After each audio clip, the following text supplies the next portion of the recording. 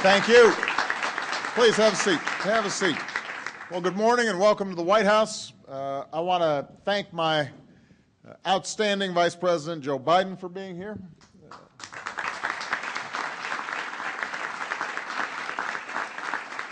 And we are joined by members of both parties in Congress who helped to get this bill to my desk. So I'm very grateful to them. I want to recognize Congresswoman Louise Slaughter and wish her a speedy recovery. She broke her leg yesterday, so she can't be here in person. I think she'll be okay. But she first introduced the Stock Act in 2006, and I know how proud she is to see this bill that she championed finally become law. Lately, I've been talking a lot about the choices facing this country. We can settle for a country that an economy where a shrinking number of people do exceedingly well while a growing number struggle to get by, or we can build an economy where everybody gets a fair shot, everybody's doing their fair share, and everybody plays by the same set of rules. Now that last part, the idea that everybody plays by the same rules, is one of our most cherished American values. It goes hand in hand with our fundamental belief that hard work should pay off and responsibility should be rewarded. It's the notion that the powerful shouldn't get to create one set of rules for themselves and another set of rules for everybody else.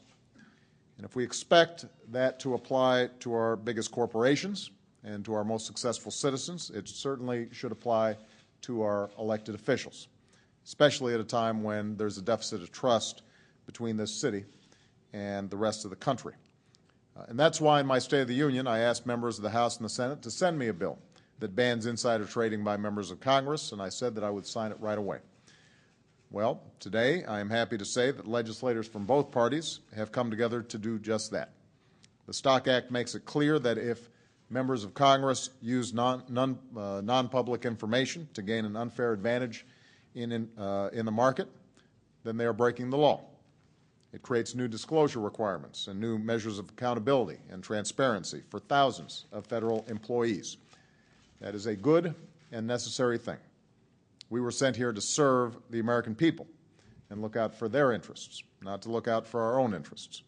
So I'm very proud to sign this bill into law. I should say that our work isn't done. There's obviously more that we can do to close the deficit of trust and limit the corrosive influence of money in politics. We should limit any elected official from owning stocks in industries that they have the power to impact. We should make sure people who bundle campaign contributions for Congress can't lobby Congress, and vice versa. These are ideas that should garner bipartisan support.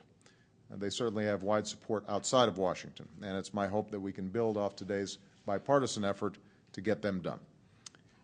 In the months to come, we're going to have plenty of debates over competing visions for this country that we all love.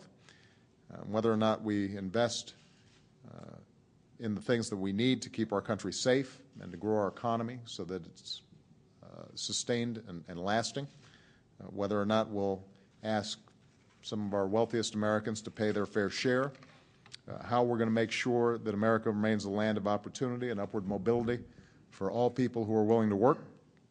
Those are all debates that I'm looking forward to having. But today, I want to thank all the members of Congress who came together and worked to get this done. It shows that when an idea is right, that we can still accomplish something on behalf of the American people and to make our government and our country stronger. So to the ladies and gentlemen who helped make this happen, thank you very much for your outstanding work. And with that, let me sign this bill.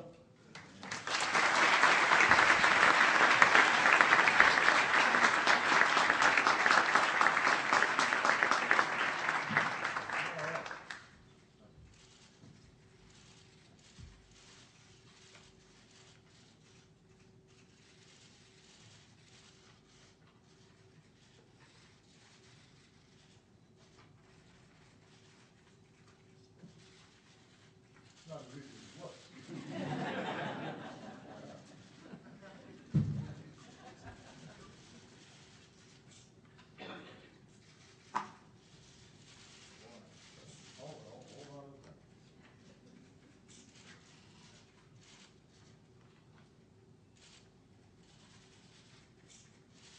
go.